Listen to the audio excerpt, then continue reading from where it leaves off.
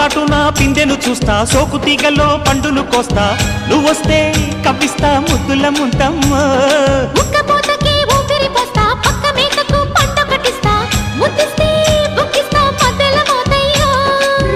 ఓలమ్మో పుకారులు షికారుగా రావమ్మో, ఎదలు ఎడెక్కిస్తే ఎట్టాబులమ్మో. ఊరయ్యో బజారులో మజాలకి రానయ్యో, పగలే పక్కెక్కిస్తే తంటాలేవయ్యో.